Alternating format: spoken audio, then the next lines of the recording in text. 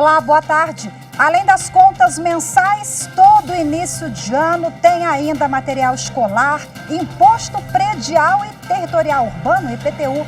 O valor é determinado pelos municípios. Mas é bom o proprietário ficar atento para saber se a cobrança está correta. Mas o que fazer quando a cobrança está errada, quando você verificar algum problema? Bom, a gente traz todas as respostas em relação ao assunto na edição do Jornal da Justiça de hoje e você vai ver também. Ministro do Supremo Tribunal Federal, Edson Fachin, concede liberdade condicional ao ex-ministro Gedel Vieira Lima. Superior Tribunal de Justiça suspende greve dos peritos médicos do INSS e sugere mediação para solucionar conflito. A decisão é de caráter cautelar e foi tomada visando não causar prejuízo social maior aos segurados. E ainda, federações partidárias. Supremo Tribunal Federal deve retomar hoje o julgamento de ação que trata do tema.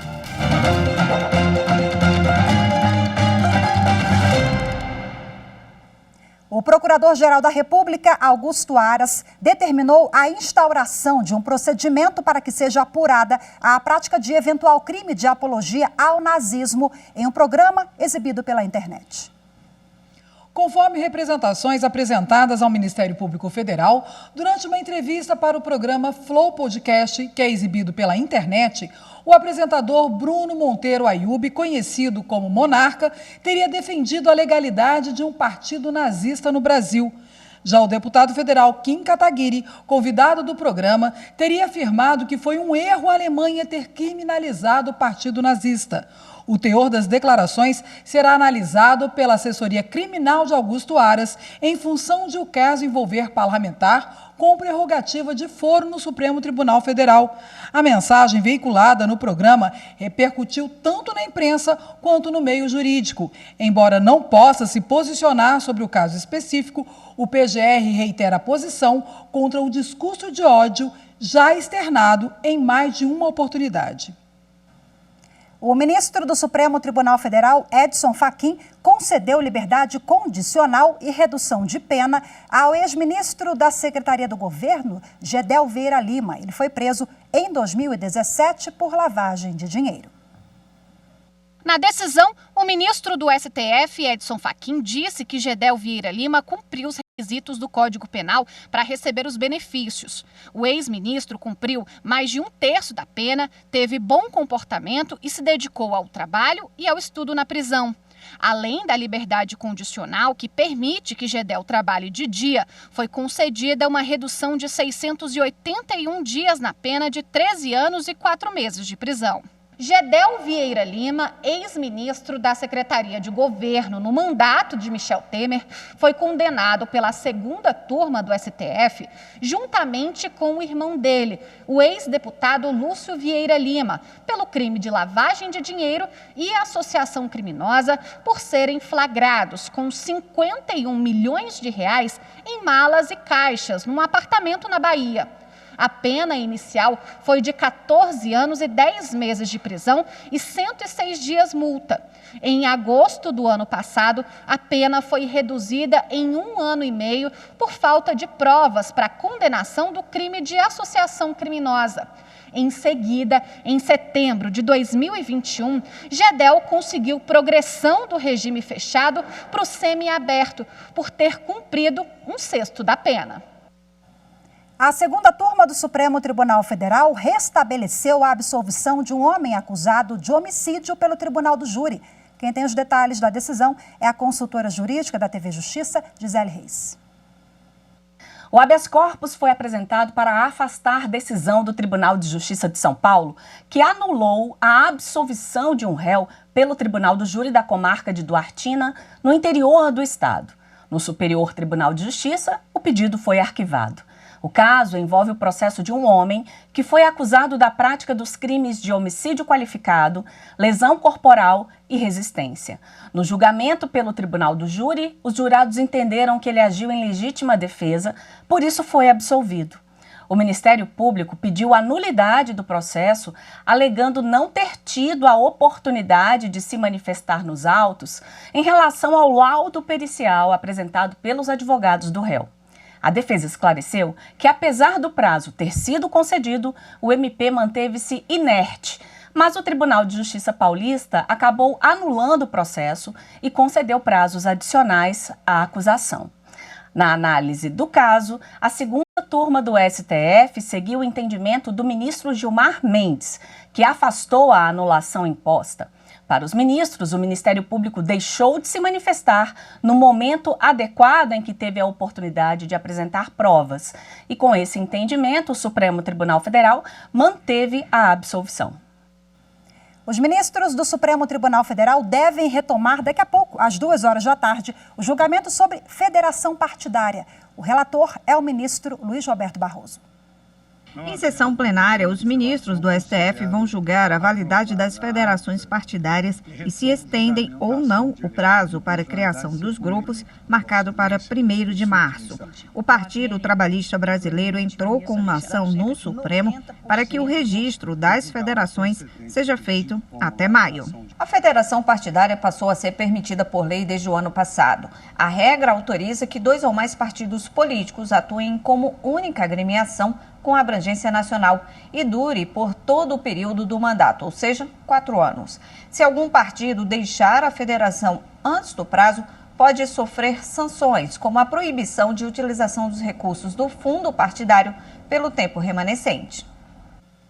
O Tribunal Superior Eleitoral aprovou o registro do União Brasil. O novo partido é o resultado da fusão entre o Democratas e o Partido Social Liberal, o PSL. O União vai herdar o fundo partidário e o tempo de propaganda nas emissoras de rádio e televisão do DEM e do PSL. O plenário seguiu o voto do relator, ministro Edson Fachin.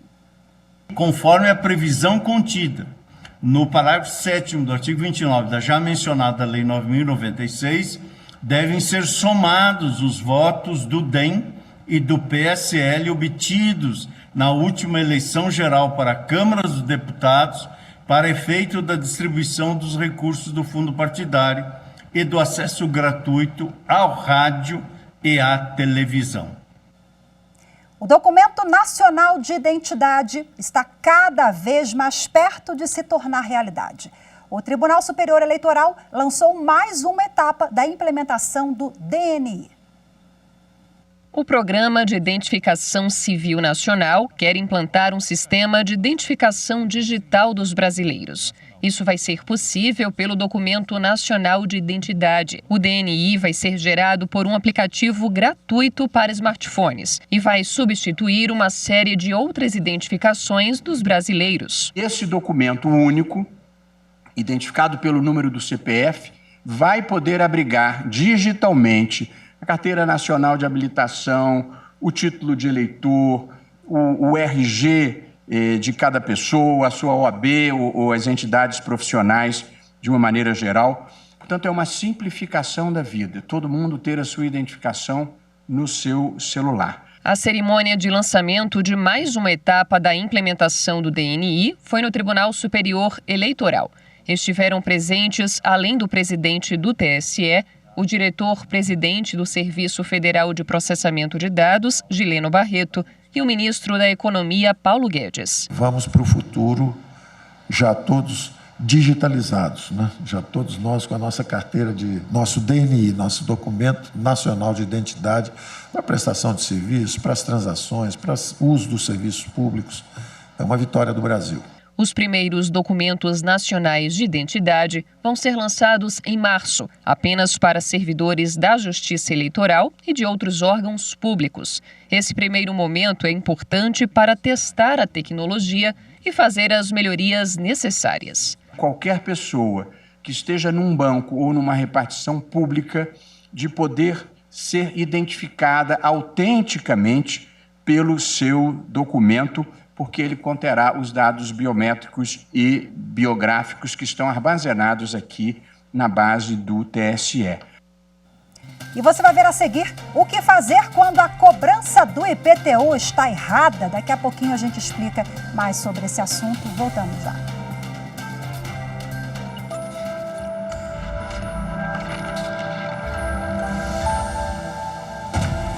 Uma Constituição é a norma base do sistema jurídico nas sociedades democráticas. O objetivo de uma Constituição é limitar a atuação dos poderes para a garantia dos direitos humanos e dos direitos fundamentais. A Constituição é a norma de hierarquia superior num sistema jurídico democrático e condiciona hierarquicamente as demais normas, seja no seu critério material, seja no seu critério formal.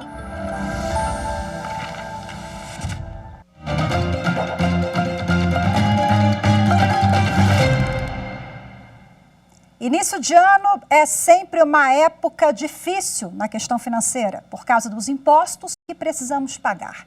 E em 2022 a situação está ainda pior.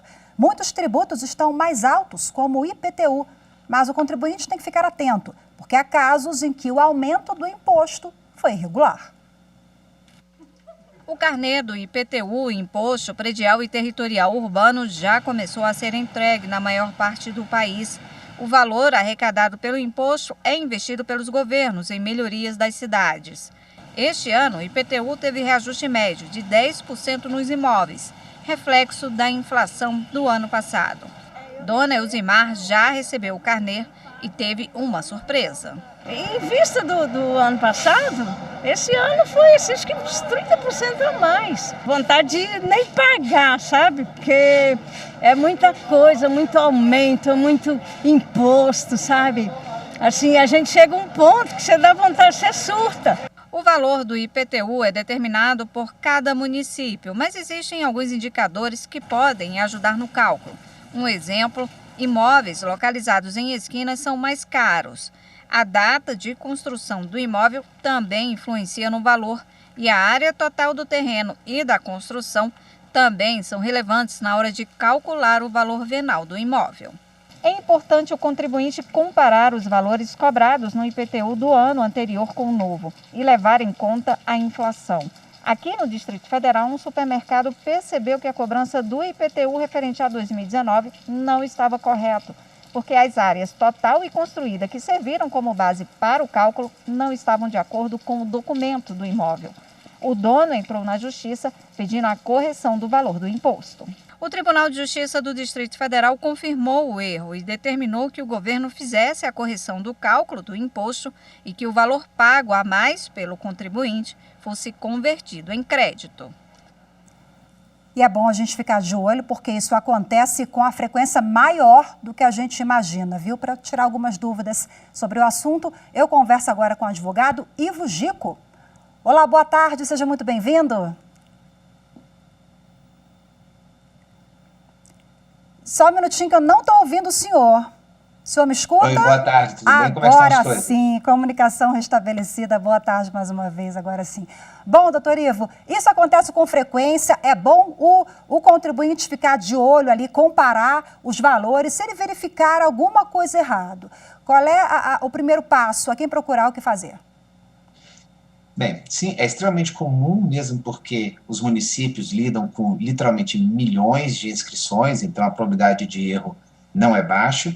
E se o inquilino achar um eventual erro, que ele entender no IPTU, o correto é que ele entre em contato com o proprietário, que ele é o responsável legal pelo pagamento do IPTU, para que o proprietário faça uma reclamação contra o lançamento do IPTU diretamente no portal. Aqui no Distrito Federal, você pode fazer isso diretamente no site. Em alguns municípios, talvez esse serviço não esteja disponível no site, seja preciso ir pessoalmente à prefeitura. Mas no GDF você consegue fazer isso online, basta você entrar no portal da Secretaria de Economia e apresentar a sua reclamação contra o lançamento. Tem um lugarzinho específico para isso. Lamentavelmente, supostamente, o prazo é de 30 dias após a publicação no edital do novo valor. O que quase ninguém lê, porque isso vai ser publicado no Diário Oficial. Então, é incomum que o contribuinte saiba disso antes de receber o boleto. Pois é, às vezes o contribuinte se assusta ali, ele não sabia que teve aquele aumento de forma expressiva e o governo ou o município começa a cobrar o valor retroativo. Nesses casos, aí a gente está falando de uma coisa mais complexa, a matéria precisa ser judicializada, né? Nesse caso, você não vai conseguir resolver isso pelo próprio site, vai ser necessário contratar um advogado e ajuizar uma ação para pedir a revisão desses valores, mas isso também é mais comum do que a gente imagina. Não é incomum que o contribuinte, seja o proprietário, seja o inquilino, apareçam na dívida ativa do município, de repente, sobre dívidas antigas, porque o município, a Secretaria de Fazenda, lançou dívidas que ela entende razoáveis sobre anos anteriores, apesar dos IPTU já estarem pagos. Nesse caso, imediatamente precisa de consultar um advogado. Quem está isento de pagar IPTU e em quais condições? Vamos lá. Quem está isento de pagar IPTU, em geral, é o idoso aposentado, pensionista ou beneficiário de assistência, que seja possuidor de um único imóvel com área construída de até 120 metros quadrados, desde que esse imóvel lhe sirva de moradia, e ele não pode receber rendimento de aposentadoria, pensão ou benefício de assistência social superior a 2 salários mínimos. Ou seja, a regra geral é para atender aqueles aposentados, pensionistas ou beneficiários de assistência que são da parcela mais carente da comunidade. E lembrando que essa isenção está limitada a um imóvel cujo valor da base de cálculo do IPTU de 2022 não exceda, aqui no Distrito Federal, R$233 mil. Né? Então, vale ressaltar que, em caso de falecimento do cônjuge, não será concedida isenção se não houver um processo de inventário transitado em julgado ou partilha extrajudicial registrada em cartório. Então, é um tipo de assunto que vale a pena consultar um advogado. Sim, tem muitos detalhezinhos ali, o processo é um pouco burocrático, quando você fala inventário, é um processo demorado, a beça, né? Bom, mas vamos lá, o inquilino ou o proprietário, quem é que deve pagar a conta do IPTU? Vamos lá. Do ponto de vista jurídico, sempre quem é o obrigado, quem deve pagar o tributo é o proprietário, porque é o imposto sobre propriedade. No entanto, é comum, e é o mais comum, inclusive, que nos casos de imóvel alugado, se coloque no contrato de aluguel, ou se combine entre o locador e o locatário, que o inquilino pague o imposto. E isso está previsto na lei do inquilinato, que é a lei 8.245 de 91, que tem essa autorização expressa, no artigo 22, inciso 7º, que o proprietário do imóvel pode adicionar uma cláusula no contrato de locação, informando que o inquilino deve pagar o IPTU, além de outras despesas, às vezes no apartamento, um condomínio, etc. Agora, se não tiver previsto expressamente no contrato, não tiver sido acordado entre as partes, aí eu reforço a responsabilidade do proprietário de pagar o IPTU, porque ele é o responsável pelo imposto. O nosso problema é que não é incomum que as pessoas façam contrato de locação oral. Então, elas combinam, fazem e vão tocando isso da forma mais informal possível. E aí, num futuro, quando surge um litígio, aí a pessoa fala, mas eu também quero de volta o IPTU que eu paguei porque não está no contrato. Então, se você pagava, você é um inquilino, e você pagava, mesmo não estando previsto no contrato, a gente interpreta que, na verdade, esse era o combinado, tanto é que você estava pagando, e que, apesar de não estar expressamente previsto no contrato, está implicitamente previsto no acordo, e o acordo das partes é mais importante do que o que está 100% escrito. Maravilha, fica a dica aí, porque às vezes a gente assina lá, nem lê direito o contrato, né? Não sabe exatamente o que prevê aquelas letrinhas pequenininhas. Então, vale aí até o acompanhamento de um profissional e a dica para ter atenção redobrada. Ivo, muito obrigada mais uma vez, viu? Boa tarde para você, até a próxima. Disponha, uma boa tarde. Tchau, tchau. E você vai ver a seguir no próximo bloco, o Superior Tribunal de Justiça suspende greve dos peritos médicos do INSS e sugere uma mediação para solucionar o conflito. Os detalhes daqui a pouco, volto já.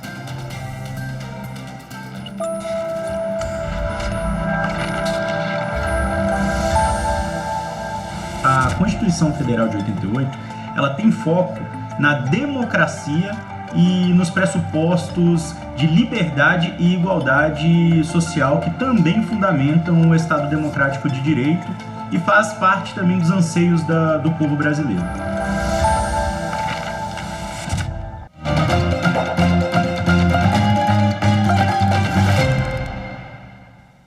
O Tribunal de Justiça Desportiva do Rio de Janeiro abriu um inquérito para apurar a denúncia de racismo contra o jogador do Flamengo, Gabigol. no jogo entre Flamengo e Fluminense, no estádio Newton Santos, no último domingo. Ele teria sido xingado pela torcida rival. A presidente do tribunal, Renata Bacelar, solicitou as imagens do circuito interno do estádio Newton Santos durante o clássico, válido pelo Campeonato Carioca. A magistrada determinou a instauração de inquérito para apurar os fatos denunciados.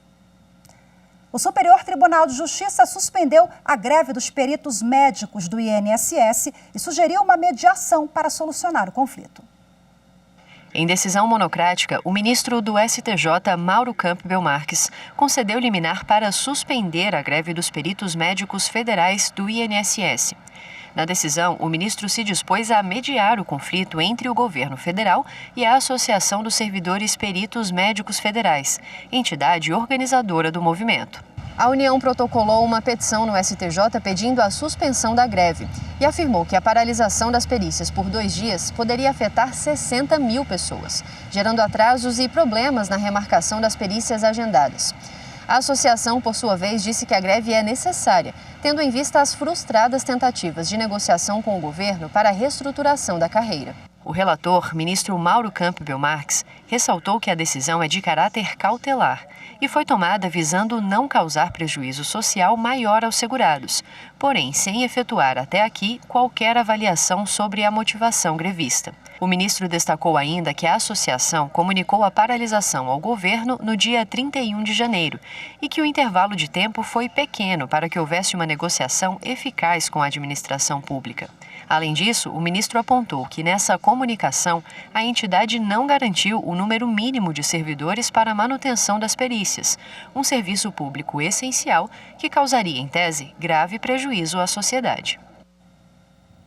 As 8 décadas de história da Justiça do Trabalho viraram livro. A obra 80 anos de Justiça Social foi lançada em uma transmissão realizada pelo canal do Tribunal Superior do Trabalho no YouTube. O livro 80 anos de Justiça Social destaca o papel da Justiça do Trabalho na história brasileira como instituição promotora de segurança jurídica e estabilidade social. A presidente do Tribunal Superior do Trabalho e do Conselho Superior da Justiça do Trabalho, ministra Maria Cristina Peduzzi, destacou que a obra evidencia a constante evolução do judiciário trabalhista. Além de examinarmos os antecedentes históricos, de estudarmos a evolução da Justiça do Trabalho, nós também examinamos o fenômeno do momento da nossa gestão, que foi durante uma pandemia inusitada, as formas novas de trabalho que compuseram esta nova realidade e também as novas formas de produção, né? A economia, a tecnologia 4.0, que gerou inclusive o projeto, né, Justiça 4.0, e estes fatos modernos atuais também estão identificados, estudados, né, e postos nesta obra, que por isso a referência à sua completude. O livro 80 anos de Justiça Social foi editado pelo Instituto Justiça e Cidadania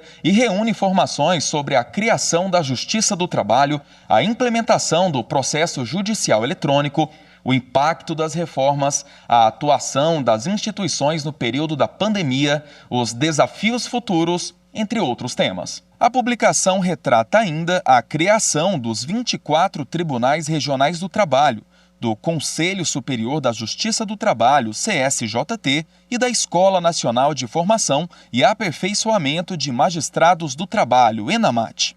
O presidente do Instituto Justiça e Cidadania, Tiago Salles, falou da responsabilidade de escrever uma obra tão importante para a Justiça do Trabalho e que também está ligada à transformação do país. O livro comenta os pormenores de uma trajetória que passa pela consolidação das leis do trabalho, pela regulamentação de uma série de categorias profissionais, pela extensão da legislação trabalhista aos trabalhadores rurais e, posteriormente, pelo incansável combate ao trabalho infantil e ao trabalho análogo à escravidão.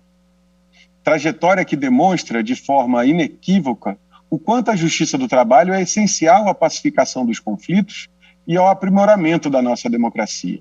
Também participaram do lançamento o vice-presidente do TST, ministro Vieira de Melo Filho, e o corregedor-geral da Justiça do Trabalho, ministro Aloísio Correia da Veiga, o presidente eleito do TST, ministro Emanuel Pereira, o ministro Ives Gandra e o ministro Cláudio Brandão também acompanharam a transmissão. Ao final do evento, foi exibido um trecho do documentário sobre os 80 anos da Justiça do Trabalho, que está em exibição na TV Justiça. Hoje ficamos por aqui. Muito obrigada pela sua companhia.